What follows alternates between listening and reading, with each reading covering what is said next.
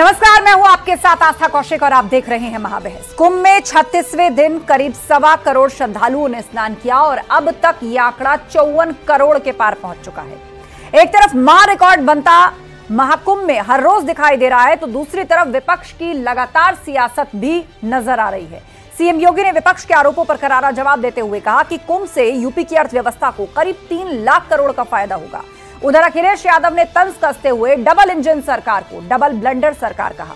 अब सवाल यह कि आखिर महाकुंभ के महा रिकॉर्ड से परेशानी क्या है और क्यों अखिलेश यादव लगातार तंज कस रहे हैं। कुंभ से एकता संदेश पर आखिर क्यों सियासी क्लेश, इसी पर करेंगे महाबहस। पहले ये रिपोर्ट देखिए।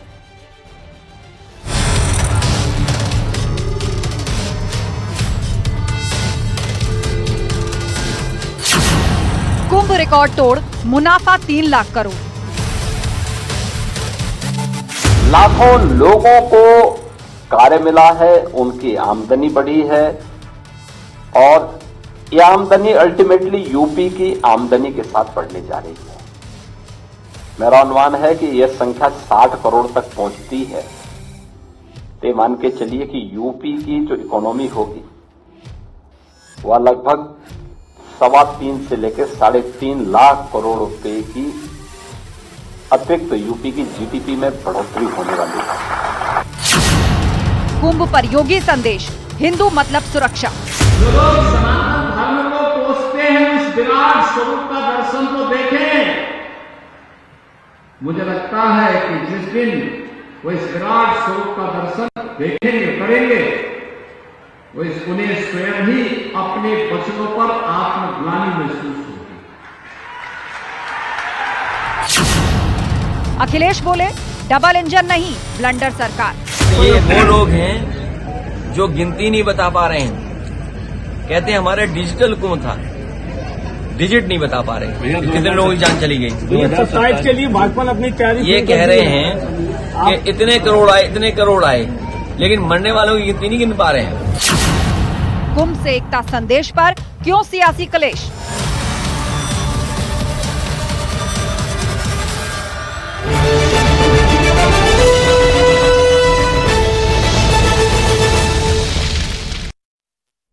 और वक्त महाबहस के सवालों का, जिन पर आज की पूरी डिबेट फोकस है। रिकॉर्ड तोड़ कुंभ से किसको परेशानी, ये बड़ा सवाल है। एक तरफ हर दिन वहां पर फुटफॉल का नया रिकॉर्ड बन रहा है, कितना वहां से लोगों को फायदा हो रहा है, व्यापारी क्या खुश है, बहुत सारे सवाल है। आज इकोनॉमी को लेकर जो बात सीएम योगी ने की। अखिलेश क्यों बोले ब्लंडर सरकार। एक तरफ कुंभ में रोजाना रिकॉर्ड बन रहा है, डबल इंजन सरकार के इंतजामों की तारीफ हो रही है, तो उस पर विपक्ष का कहना है कि यह डबल ब्लंडर सरकार है। कुंभ से एकता संदेश पर क्यों सियासी कलेश, इन्हीं सवालों के साथ शुरू करते हैं आज की डिबेट। समीर सिंह जी है प्रवक्ता बीजेपी, अनूप सांडा जी है प्रवक्ता समाजवादी पार्टी, सुधांशु वाजपेयी जी जुड़ गए हैं कांग्रेस के प्रवक्ता, डीपी शास्त्री जी हमारे बीच में हिंदू धर्मगुरु वो जुड़ चुके हैं। आप सभी मेहमानों का बहुत बहुत स्वागत है। कांग्रेस के प्रवक्ता भी हमारे साथ जुड़ेंगे। तो सबसे पहले समीर सिंह जी, आपसे सवालों की शुरुआत कर रहे हैं। कुंभ को लेकर जो रोजाना लोगों के पहुंचने का आंकड़ा बढ़ता जा रहा है, आज तो मुख्यमंत्री योगी आदित्यनाथ ने यूपी की इकोनॉमी से भी जोड़ा कि अगर ये 60 करोड़ से ऊपर का फुटफॉल जाता है तो सीधे सीधे उत्तर प्रदेश की जो अर्थव्यवस्था है उसमें अतिरिक्त 3 लाख करोड़ जो हैं वो ऐड हो जाएंगे, यानी उम्मीद से कहीं ज्यादा कहीं आगे।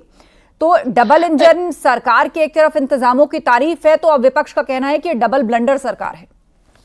नहीं, देखिए आस्था जी, निश्चित रूप से आज माननीय मुख्यमंत्री योगी जी ने जो बातें कही हैं वो निश्चित रूप से उत्तर प्रदेश की अर्थव्यवस्था की बात रही हो या कुंभ के अंदर जो लोग आ रहे, पूरे दुनिया से लोग आ रहे हैं। और हमें लगता है कि जो आकलन हम सब ने किया था कि लगभग 40 करोड़ लोग आएंगे, उसका पार करके हमें लगता है कि 60 करोड़ का भी आंकड़ा कहीं पार न हो जाए, ऐसा लग रहा। क्योंकि पूरे देश के अंदर हम कहेंगे कि गांवों से लोग जो कुंभ में स्नान नहीं किए हैं, अभी वो भी प्रतीक्षा में है कि हम भी स्नान करने जाएंगे। और लोग कठिन तपस्या करके स्नान कर रहे हैं, लोगों की भावना है, ये सनातन का सम्मान है। अब कहीं ना कहीं इसके पीछे 2014 से जो भारतीय जनता पार्टी की सरकार जब बनी, मोदी जी प्रधानमंत्री बने और योगी आदित्यनाथ जी उत्तर प्रदेश के मुख्यमंत्री बने, तो जो सांस्कृतिक राष्ट्रवाद की बात हमारे एजेंडे में था। हमारे मुख्यमंत्री माननीय योगी जी ने कहा था कि हम सरकार में आने के बाद सांस्कृतिक राष्ट्रवाद को मजबूत करेंगे। उससे 2-3 चीजें हुई है।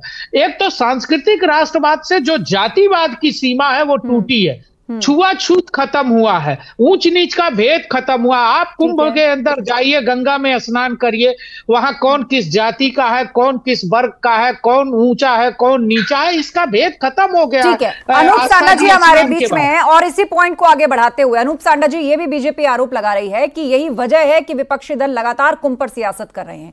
कुंभ को लेकर आए दिन कोई ना कोई तंज कसते हैं, उस पर हमला बोलते हैं कि यहां तो जातिवाद का प्रश्न ही खत्म हो गया। यहां पर जो सांप्रदायिक एकता और वासुदेव कुटुंबकम का जो इतना बड़ा उदाहरण इस वक्त देश में नहीं पूरी पृथ्वी पे चल रहा है, यही कारण है कि विपक्ष आए दिन कोई ना कोई मसला ढूंढकर कुंभ पर तंज कसता है।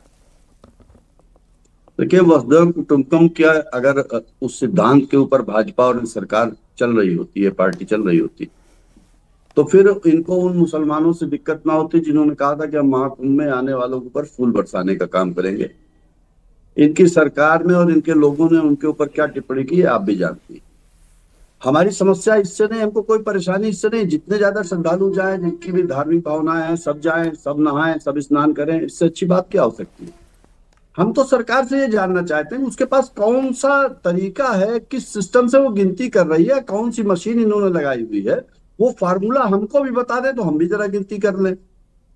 क्योंकि ये घंटे के हिसाब से बताते हैं। एक दिन मैंने देखा किसी समाचार पत्र में या किसी सोशल मीडिया पे चल रहा था कि साहब कल शाम को 8 बजे तक 49 करोड़ 40 करोड़ सुबह 10 बजे का आंकड़ा आता है, 8 बजे का आंकड़ा आता है, 12 बजे का आंकड़ा आता है, हर 2-2 घंटे में आंकड़ा आता है। हाँ जी, मैं यही जानना चाहता हूँ ये आखिर किस मशीन से गिनती कर रहे हैं। चलिए पूछ लेते हैं, समीर जी हाथ भी उठा रहे हैं। बताइए समीर जी, आंकड़ों को लेकर विपक्ष हमेशा घेर रहा है आपको और कह रहा है कि आंकड़े फर्जी हैं। मेरी बात असल में आस्था जी है क्या? जवाब लेते हैं अनूप जी, फिर मैं आगे फिर लौटती हूँ आपके पास। आस्था जी, अनूप सांडा जी तो पुराने समाजवादी नेता है। मैं इनसे पूछना चाहता हूँ कि 2013 में जब कुंभ हुआ था तो मौनी अमावस्या के दिन अखिलेश यादव ने घोषणा की थी कि 3 करोड़ से अधिक लोगों ने स्नान किया। आपके संख्या गिनने का आधार क्या था? अरे आप वैज्ञानिक आधार को मानते नहीं हो। समाजवादी पार्टी हमेशा वैज्ञानिक आधार को झुठलाती है। इस देश के कोरोना के वैक्सीन को देश के वैज्ञानिकों ने बनाया तो आपने भारतीय जनता पार्टी की वैक्सीन बता दिया था। आप कुंभ की गणना को नकारते हो, आप काशी विश्वनाथ को नकारते हो, आप अयोध्या को नकारते हो, आप अयोध्या को काल्पनिक बताते हो, आप कारसेवकों पर गोली चलाते हो, आप सनातन का अपमान करते हो। आपने क्या क्या नहीं किया अनूप सांडा जी? ठीक है, जवाब लेते हैं। अनूप सांडा जी लगेगी, गिनती कम लगेगी। ठीक है, आपका भरोसा नहीं सनातन पर है जी। समीर जी ने वही बोला जिसकी मुझको उम्मीद थी। इससे ज्यादा कि हम इनसे अपेक्षा भी नहीं करते। चलिए, हमको फार्मूला नहीं याद है, आप वो फार्मूला बता दीजिए कैसे गिन रहे हैं। आप आस्था जी सोच करके देखिए कि ये 2-2 घंटे पे आंकड़े जारी कर रहे हैं और कुंभ में भगदड़ में लोग मरे और 17 घंटे लग गए माननीय मुख्यमंत्री जी को उनकी तादाद बताने में। ये इस सरकार की बेईमानी है। अनूप जी कम से कम आप तो ये बात मत करो, आप तो मत करो। आप किसी दुर्घटना को देखो, ये गिद्धों की नजर है, गिद्धों की नजर लाशों पर होती है। आप गिद्ध हो, आपके नेता गिद्ध हैं, वो लाशों को देखते हैं, वो लाशों पर राजनीति करते हैं और आप लाशों पर राजनीति करते हो। अनूप जी, आप लाशों पर राजनीति करते हो। और आपकी सरकार में क्या हुआ था मैं पूछूं तो 2013 में क्या अनूप जी, ठगी को हम खोल रहे हैं, इसलिए आपको परेशानी हो रही है। आप उस बात नहीं सुन पा रहे हो। शिष्टाचार का पालन कर लीजिए, हमारी बात खत्म हो जाए तब आप बोलिए। ठीक है, मैं आप दोनों को रोकना चाहूंगी, फिर बोलने का मौका मिलेगा। हमारे बीच में 2 पैनलिस्ट और हैं, वो भी इंतजार कर रहे हैं। हमारे बीच में कांग्रेस के प्रवक्ता है सुधांशु वाजपेयी जी। सुधांशु जी बताइए, कुंभ पर सियासत क्यों हो रही है और कौन कर रहा है? राज्य के मुख्यमंत्री ने खुद आकर के बताया कि आज जिस तरह से 54 करोड़ का आंकड़ा पार हुआ, अभी भी कुंभ में 9 से 10 दिन शेष हैं, तो अगर ये 60 करोड़ तक जाता है तो यूपी की इकोनॉमी में अतिरिक्त 3 लाख करोड़ का इजाफा होगा, मतलब पैसे आएंगे। तो लेकिन लगातार कुंभ को लेकर सियासत हो रही है, कभी इस आंकड़े को फर्जी बताया जा रहा है, कभी 144 साल का मार्केटिंग जुमला कहा जा रहा है। देखिए, जब ये खुद ही कह रहे हैं तो सवाल तो यही है ना, हमारे लिए तो खूब आस्था का विषय है, इनके लिए सौदा है, धंधा है। ये इन्होंने धर्म को एक गोरख धंधा बना दिया है। दिक्कत यहां पर है, आपके लिए वो आस्था नहीं है, इसीलिए आप बड़ी बड़ी बातें करते हैं। 100 करोड़ लोगों की व्यवस्था करवा दी, लेकिन होता क्या है कि आप 40 करोड़, आप ही के आंकड़े 40 करोड़ लोग पहुंचते हैं और भगदड़ में 6-6 जगह मारे जाते हैं। और आप करते क्या है उसमें? आप करते बल्कि ये है कि अरे कम से कम बैठ के झूठ तो मत बोलो आप। छह जगह कौन सी दुर्घटना 6 जगह हुई थी? 6 जगह कौन सी दुर्घटना हुई थी आप बताओ ना। नहीं 6 जगह कौन सी दुर्घटना हुई थी? मुझे लगता है कि फायर इंसिडेंट्स भी मिलाए हैं समीर जी ने। नहीं 6 जगह कौन सी दुर्घटना हुई थी आप बताओ ना। 6 जगह की दुर्घटना नाम बताओ, जगह की नाम बताओ। 6 जगह की नाम। ठीक है समीर जी, एक सेकंड बोलने दीजिए। सुधांशु जी बताइए, आप 6 जगह की घटना का जिक्र कर रहे हैं, आप कौन कौन सी घटनाओं का जिक्र कर रहे हैं और क्या छिपाया गया है जो पब्लिक डोमेन में नहीं? बताइए मुझे। नहीं 1 सेकंड समीर जी, मुझे पूछने दीजिए, क्लैरिटी से तभी आंसर आएगा। बताइए सुधांशु जी, कौन सी 6 घटनाओं का आप जिक्र कर रहे हैं? भाजपा प्रवक्ता उस पर जवाब देंगे। हम बता रहे हैं, बीच में बताइए ना, सुन रहे हैं सब। बोलने नहीं देंगे। बोलिए 6 जगह बता दो ना। 1 सेकंड समीर जी नहीं, मैं फिर आपके काउंटर करने का मौका दूंगी आपको। बोलिए सुधांशु जी। मैं बाकायदा बता रहा हूं कि दूसरी जगह जब झूसी की भगदड़ की बात आई, सरकार छिपाती रही। लल्लन टाप के कैमरों ने जब खुलासा किया तब आपके अधिकारियों ने माना। आप किसी और मीडिया हाउस का नाम लेंगे यहाँ पर बैठकर, न्यूज़ 18 पर बैठकर, महाबहस शो में बैठकर, आप किसी और पोर्टल को कोट करेंगे नहीं, इससे कोई चीज फैक्ट में नहीं बदल जाएगी। कोई चीज फैक्ट में नहीं बदल जाएगी किसी दूसरे पोर्टल को कोट करने। बिल्कुल हाँ। तो एक चीज, दूसरी चीज आप ये बताइए, तीसरी जगह घटना होती है अभी तक, तीसरी चौथी पांचवी समीर जी एक सेकंड 10 सेकंड दे रही हूं मैं। सुधांशु जी फटाफट बात पूरी कीजिए, आप किन किन घटनाओं की बात कर रहे थे? हाँ बताइए। मैं केवल ये कह रहा हूं, अभी तक दुर्घटना होती थी, एक हेल्पलाइन नंबर जारी किया जाता था, जो खोए हुए लोग होते थे उनकी मदद के लिए प्रशासन आता है। ठीक है। यहाँ क्या होता है, बंदूकधारी लोग हॉस्पिटल के बाहर खड़े कर दिए जाते हैं कि कोई पत्रकार रिपोर्ट न कर पाए कितने लोग मरे, आंकड़े बताए नहीं जाते। हजार लोग गुमशुदा हैं। कहाँ का जिक्र कर रहे हैं आप बंदूक लेकर?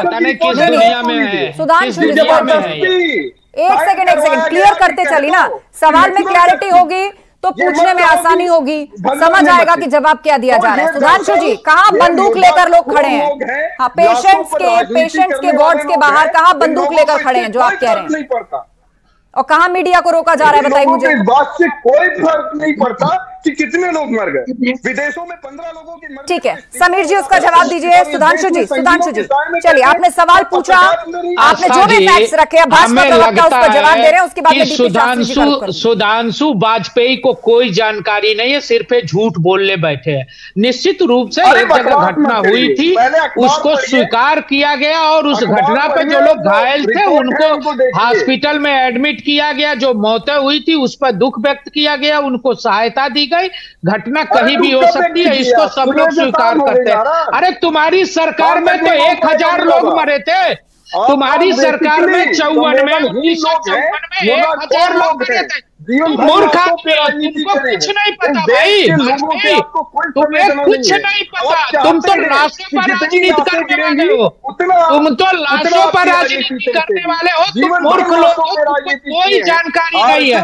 6 जगह हो गई, 8 जगह हो गई, 10 जगह हो गई। आपसी वाद विवाद में मत फंसिए, सबको समय दिया जा रहा है बोलने का। काउंटर भी जिसको करना है आप हाथ उठाइए, प्रॉपर समय मिलेगा। ठीक है डीपी शास्त्री जी हमारे बीच में डीपी शास्त्री जी नहीं, आप दोनों शांत हो जाइए, दोनों सियासी दल बिल्कुल शांत होइए। डीपी शास्त्री जी देखिए, तो कुंभ की बहुत सारी शुभकामना दें, क्योंकि इतना बड़ा एक आयोजन हुआ। महादेव की कृपा से ज्ञान वैराग भक्ति स्वरूपा मां गंगा जमुना सरस्वती के तट पे करोड़ों लोग दर्शन किए, स्नान किए।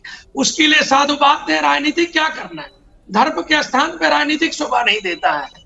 माननीय योगी जी और मोदी जी के इस कुंभ से भारत की जो जय जयकार हुआ है, पूरा विश्व के पटल पे सनातन धर्म का ध्वज जो है चारों तरफ फैल रहा है।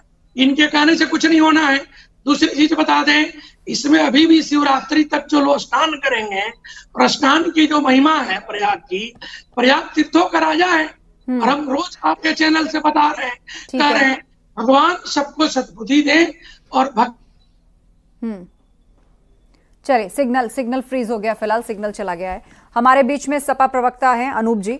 अनूप जी, ये 144 या 145 साल के जिस संयोग की बात की जा रही है, आपके नेता उसको क्यों मार्केटिंग फॉर्मूला कह रहे हैं? अफजाल अंसारी जैसे नेता क्यों उस तरह का बयान दे रहे हैं कि भाई बैकुंठ में ताला, भीड़ लग जाएगी, नरक में ताला लग जाएगा? ये सियासत नहीं है तो और क्या है? वहां जो श्रद्धालु जा रहा है वो अपनी श्रद्धा से जा रहा है, अपनी मान्यता से जा रहा है। हर धर्म की अपनी एक मान्यता होती है। तो अब इसमें इस तरह के स्टेटमेंट्स अगर सामने आएंगे तो कहा जाएगा ना कि पॉलिटिक्स हो रही है, कुंभ को आगे रखे। वैसे तो आप कह रहे हैं हमारे लिए आस्था का विषय है, लेकिन आपके नेता जो है वो तरह तरह के बयान देते हैं। समाजवादी पार्टी किसी की आस्था पर सवाल नहीं उठा रही। समाजवादी पार्टी इस पर सवाल उठा रही कि सरकार लोगों की धार्मिक भावनाओं का इस्तेमाल अपनी सत्ता की रोटियां सेकने के लिए न करे। मैंने सीधा सवाल पूछा था भाजपा के मित्र से कि आप करोड़ों की गिनती कर ले रहे हो, आपको 30 लोगों की मृत्यु हुई, 30 श्रद्धालु काल के गाल में गए, आपको उनकी गिनती करने में, माननीय मुख्यमंत्री को उनको श्रद्धांजलि देने में 17 घंटे का समय क्यों लग गया? क्या मुख्यमंत्री जी इतने संवेदनहीन हैं? दूसरा सवाल उठता है कि आप कह रहे 60 करोड़ लोग आए हैं, चलिए बहुत अच्छी बात है। मुझे ये बताइए कि प्रयागराज और उसके आसपास के जितने जिले, उन जिलों में क्या स्थिति है श्रद्धालुओं की? आपको मालूम है? भाजपा के हमारे मित्र को मालूम है? मैं आस्था जी सुल्तानपुर जनपद का रहने वाला हूं, जो प्रयागराज, अयोध्या और वाराणसी के बीच का जंक्शन है। ये हालत है सुल्तानपुर में कि कोई सड़क ऐसी नहीं जिसपे हजारों वाहन न खड़े हों। और मेरे पास एक समाचार पत्र रखा है, अगर आप कहेंगे तो दिखा सकता हूं। पुलिस श्रद्धालुओं की गाड़ियों के शीशे तोड़कर लाठीचार्ज कर रही है। श्रद्धालु कह रहे हैं कि गलती हो गई, मान महाराज उत्तर प्रदेश में आ गए। नहीं, झूठ मत बोलिए अनूप जी, झूठ मत बोलिए अनूप जी, झूठ मत बोलो। आप झूठ मत बोलो, आप गैर जिम्मेदाराना हरकत मत करो। आप जिम्मेदारी आपने कहा कि आसपास के शहरों में या दूर दराज से जो लोग आ रहे हैं हाईवे या रास्तों के माध्यम से वहां जाम लगा, मत करो अनूप जी। उसको माना कि एकदम से श्रद्धालु वहां पहुंचे। अब ये जो करोड़ों का फुटफॉल हो रहा है हर दिन, तो वो लोग कहीं ना कहीं से आ रहे हैं, लेकिन आप कह रहे हैं पुलिस गाड़ियां तोड़ रही है, शीशे तोड़ रही है। आस्था जी, ये झूठ जवाब दीजिए इस पर समीर जी। ये अफवाह फैला रहे, कहीं कोई ऐसी अनूप जी जवाब सुनिए इस पर। कहीं कोई ऐसी छोटी बात नहीं, आप कह रहे हैं कि पुलिस श्रद्धालु। आप सुल्तानपुर के रहने वाले हो तो आप बताओ ना, समाजवादी पार्टी के नेता हो, कि किसी श्रद्धालु को एक गिलास पानी भी समाजवादी पार्टी ने पिलाया है? आपने एक बोतल पानी भी पिलाया है क्या श्रद्धालुओं को? आपने उनको छाने के लिए आने वालों खुद ठोकने में लगे हैं। माननीय मुख्यमंत्री जी खुद अपनी पीठ ठोक रहे हैं। आपकी सरकार महाकुंभ का राजनीतिक इस्तेमाल कर रही है, और ये राजनीतिक इस्तेमाल आप धर्म की भावनाओं का कर रहे हैं। इसलिए हम कहते हैं कि धर्म का इस्तेमाल राजनीति के लिए मत कीजिए, धर्म को लेने के लिए इस्तेमाल मत कीजिए, धर्म को दूषित मत कीजिए। अपने राजनीति से नहीं कर रहे हैं, कलंकित इरादों से धर्म को कलंकित मत करने का प्रयास कीजिए। एक एक करके बोलिए। हम तो सीधी एक बात कह रहे हैं कि आप बताइए कि श्रद्धालुओं पर नहीं, आप दोनों शांत रहिए। अनूप जी और समीर जी, एक दूसरे का जवाब आपने दिया। डीपी शास्त्री जी को मैं एक बार फिर से चर्चा में जोड़ूंगी। डीपी शास्त्री जी, मुझे बताइए कि ये बार बार जो आरोप लग रहा है कि धर्म का इस्तेमाल आप अपनी सियासत के लिए कर रहे हैं, वोट बैंक के लिए कर रहे हैं, राजनीति के लिए कर रहे हैं, इतना बड़ा आयोजन है कुंभ। एक तरफ तो ये कहा जा रहा है कि ये तो सदियों से होता आया है, सरकारें किसी की भी रही हो गई हो, ये कुंभ होता रहा है, और दूसरी तरफ ये कहा जा रहा है कि कुंभ के लिए जो व्यवस्था की गई है वो वोटों के लिए की गई है, वोट बैंक की राजनीति की गई है, धर्म को व्यापार बना दिया गया है। देखिए, धर्म कभी व्यापार नहीं हो सकता है। धर्मो रक्षति धर्म, धर्म को जो रक्षा करता है धर्म उसको खुद रक्षा करता है। जिनको आस्था नहीं है, विश्वास नहीं है सनातन के प्रति, हिंदू के प्रति, संस्कृति चाहते हैं कि जिन लोगों की मौत हुई उनको उनकी आस्था नहीं थी धर्म में। आज हमारे यहाँ ये लोग बैठे हुए हैं, शास्त्री जी हिंदू धर्म को पॉलिटिकल पार्टी से नहीं है, उनकी बात पूरी होने दीजिए। पॉलिटिकल पार्टी से नहीं, बात पूरी होने दीजिए। आप दोगे क्या अनूप जी? अनूप जी आपसे पूछ के लोग चैनल पर आएंगे क्या? शांत रहिए, आप दोनों शांत रहिए, मेरा निवेदन है आपसे। बोलिए डीपी शास्त्री जी।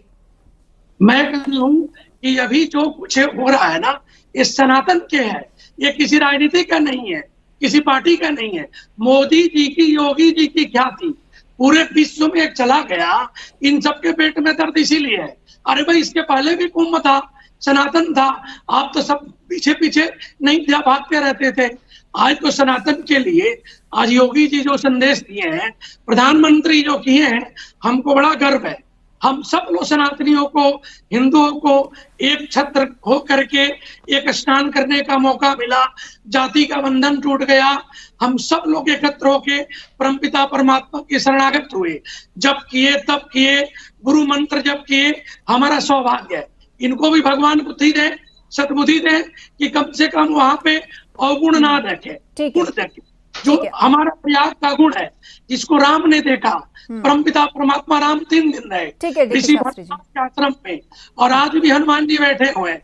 यार, वो सब चीज को गुणगान करो, जो अच्छी चीज है उसको पब्लिक को बताओ। ठीक है, आप कह रहे हैं कि नकारात्मकता नहीं होनी चाहिए। अनूप जी, उसके बाद कांग्रेस के प्रवक्ता और फिर समीर जी।